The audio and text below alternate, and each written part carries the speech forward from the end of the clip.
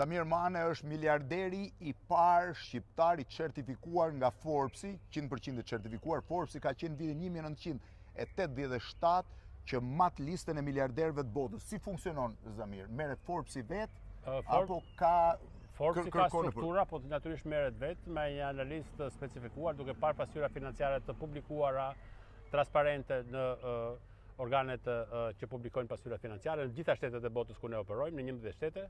Kështu që ata janë marrë edhe 6 muaj me këtë proces dhe padyshim kanë arritur në atë konkluzion që ka dalë. Ti ke vërtet 1.4 miliard dollar? Po i ke matur ndonjëherë vetë parat e tua? Jo, si kam matur, nuk i kam patur dhe nuk di nëse janë 1.4, 1.2 apo 1.5, kjo s'kanë. Po ata si e kanë arritur në... Po ata kanë padyshim sqarojnë pasyra financiare. Ne kemi një transparencë maksimale të pasyra financiare që janë tashme të publikuara ose prej vitet të publikuara në QGB, po dhe në zyrat e tjera ku ne operojmë, dhe ata i marrin. QGB në Shqipëri marrin dhe ato jashtë. Në fakt jo vetëm ata, por çdo njeri që ka mundësinë të hyjë në QGB mund të shohë pasyrat tona financiare prej vitesh, të audituara nga një nga Big Four. Kështu që ato i marrin vetë pasyra financiare, e analizojnë, na çojnë në pyetje, ne përgjigjemi pyetjeve, por analizën e bëjnë vetë ata ekskluzivisht. Po, kot si logjik, ti vetë ke llogaritur ndonjëherë pasurinë tënde, për shembull, merr një laps me letër, thua kaq këtu, kaq aty, apo kur je shumë i pasur nuk e di. Me thënë drejtës më ka interesuar ndonjëherë, më intereson më shumë vlerat që krijoj,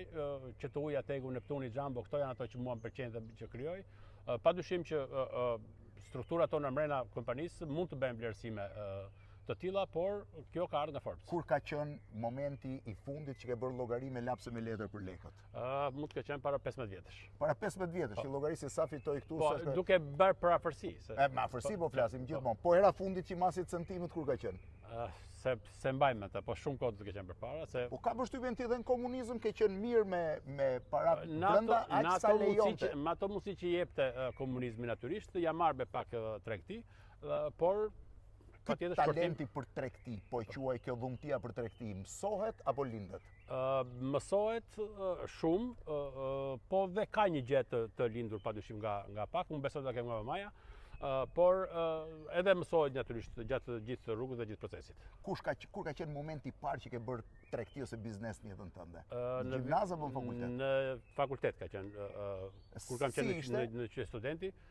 Me ato kohë, si që ishte atëre, bli 5 çadra edhe 2 ora elektronike dhe shitin qytet studenti. Po si të erdhi ideja, apo dikush të ofroi? Nëpërmjet kontakteve, nëpërmjet mundësive që kishim atëre. Edhe duke shitur çadrat edhe orat elektronike, fitoje në i lek? Fitoja mjaftueshëm për atë kohë. Për kohën ishte mirë. Po pastaj bumi pasurisë tënde filloi në Austri? Filloi në Austri, kam ikur vitin 91 në Austri dhe në 93 kam hapur kompaninë time të parë, aty ka filluar. Që atëherë dhe deri tani për 13 vjetësh vazhdoj të kem biznes dhe elektroshtëpiakeve, natyrisht tashmë jo vetëm në Shqipëri, por pothuajse në gjithë botën. Po dhe në fillim ti fillove të kishisje më shumë në Europën Lindore se në Shqipëri? Në Europën Lindore sepse ishte mundësia, pata një kontakt me një nga kompanitë më të mëdha të pajisjeve elektroshtëpiake dhe kam shitur pajisje elektroshtëpiake pothuajse në të gjithë lindjen. Ishte të bëhesh milioner në Shqipëri në vitet 90 dukej më e lehtë, po ti ke qelluar të bëhesh milioner në Austri.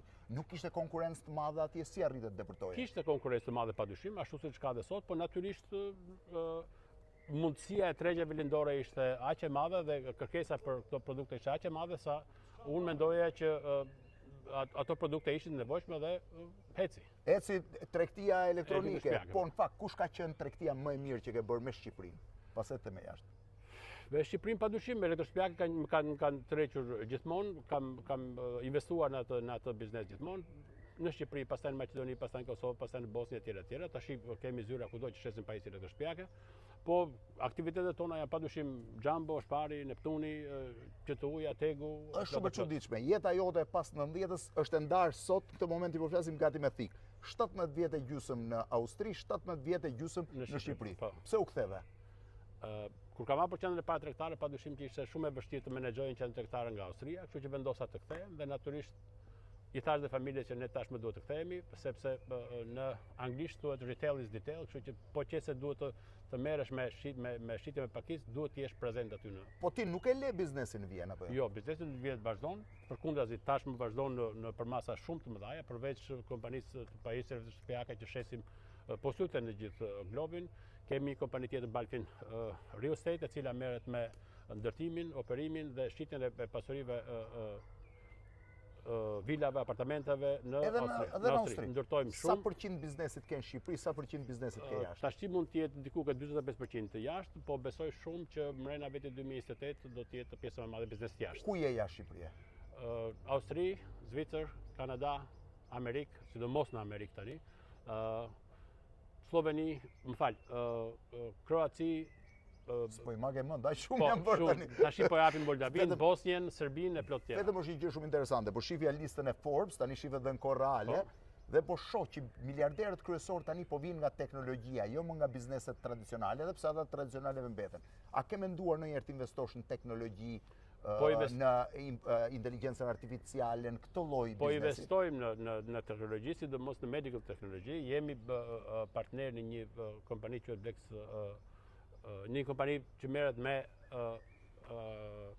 investimet në fushën e teknologjisë mjekësore. Nanoteknologjinë. Në Norvegji dhe padyshim tash edhe në Amerikë. Po kjo do jetë fokus kryesor medical technology. Medical technology. Tani pyetja e parë dhe kryesore që kam unë është, në momentin që hyn edhe futesh në biznes, ku të punon më shumë mendja? Te fitimi apo te gjërat e tjera? Dikur padyshim ke fitimi, tani ke ndërtimi vlerave për vete, për shoqërinë edhe për njerëzit. Tani do bëj 3 pyetje nga këto. E para, gjithë njerëzit pyesin, do ulen apo do rriten çmimet e shtëpive në Shqipëri? Vlen as vlen të investosh në real estate? Vlen të investosh në real estate, sidomos në Bregdet. Në Bregdet, pse Bregdeti është më i mirë? Sepse konsumatori i Bregdetit nuk janë vetëm shqiptarët, po janë edhe të huajt nga gjithë Europa, nga gjithë bota, po dhe sidomos diaspora. Vlen një emigrant që jeton jashtë, se më shkruajnë shumë që kanë ca të ardhura, kanë mbledhur ca para të investojnë në Shqipëri? Për të gjithë padyshim që vlen, është në fakt ata janë shumë të rëndësishëm në këtë proces. Vlen sepse çmimet e real estate do rriten. Po për të hapur biznes në Shqipëri, për turizëm, për gjëra të vogla, e vlen të vinë tani? Turizmi është gjëja më e rëndësishme që mund të investojë, ka dhe fusha tjera padyshim, po turizmi është gjëja më e rëndësishme që mund të investojë dhe besoj që ajo është e ardhmja e industrive shqiptare të paktën 10 vjetarësh. Para se të bëj pyetjen e fundit, në Shqipëri ke në turizëm investime, ke në supermarkete, ke në qendra tregtare. Kush është biznesi më i mirë ndër bizneset e tua? Biznesi më i mirë, më me volum është real estate, më me volum është shitja me pakicë, sepse kemi shërbim diku 80.000 njerëzve, kurse real estate është up and down, varet nga kërkesa, varet nga projektet, varet nga oferta. Po kam dëgjuar një gjë shumë interesante. Thonë Zamir është miliarderi i parë shqiptar, ka 1.4 miliard dollar, po s'mban asnjëherë lek në xhep. Nuk mbaj me vetëm me të drejtën, por po pse?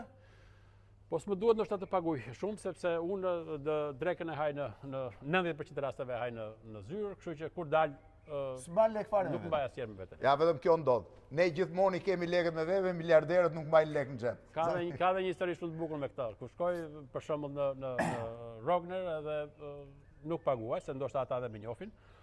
Dhe vjen shkon dikush nga njerëzit e mi aty për të për kafe dhe i thon kafe 80.000 lekë. Thonë, pse kafe 80.000 lekë? Sepse ka Zamir gjithë fatura pa pagu. Faleminderit.